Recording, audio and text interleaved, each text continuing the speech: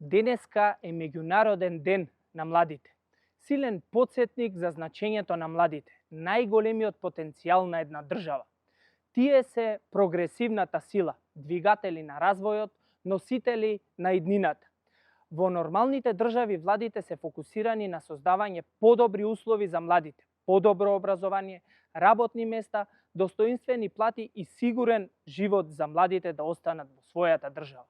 За жал, со Мицковски младите во Македонија се тотално заборавени, понижени и потценети од криминалната власт. Ниту имаат услови за достоинствен живот, ниту за кариерен развој, соодветно образование, ниту се мотивирани. Тие се заборавени.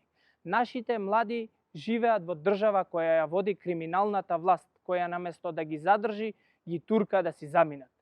Власта на Мицковски ги демотивира, ги навредува, а во Ново село видовме и дека ги тепа младите. Ова е власт која и младите што мислат поинаку ги нарекува талок на општеството. Власт која создава поделби, омраза и страф. А кога младите ќе проговорат против неправдата, следуваат и физички напади. На овој ден ќе потсетиме на Ново село, каде млади активисти од СДММ беа нападнати затоа што ја зборуваа вистината за водата и побараа одговорност. Дигнаа рака на младите затоа што се плашат од вистината. А вистината е дека со ВМРО на власт младите немаат сигурност, ниту достоинствен живот. Системот што го воспостави Мицковски и неговата криминална организација овие 2 години им ја краде шансата на младите.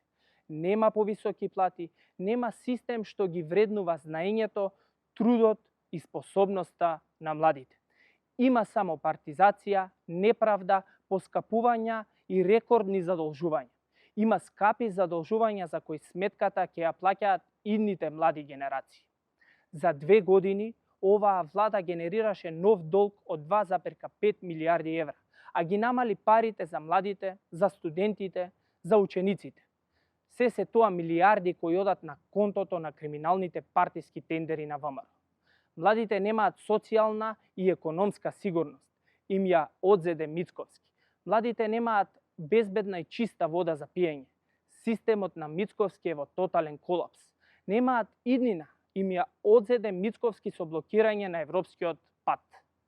Додека младите во регионот добиваат европска перспектива, затоа што нивните влади работат на забрзување на процесот на интеграција. Со Мицковски Македонија стои во место, изолирана. Ја осуди државата и иднината на младите на пропаст. Затоа, секој трет млад човек размислува да ја напушти државата. Не гледаат перспектива тука. Затоа, се поретко се одлучуваат да формираат семејство. Немаат сигурност. Луксус е купување стан. Луксус е животот. Ова е најголемиот пораз на една влада. Доаѓа денот кога младите ќе ја поразат криминалната власт на Мицковски и ВМРО. Денес, на меѓународниот ден на младите, имаме една јасна порака. Младите ќе победат. Македонија ќе победи.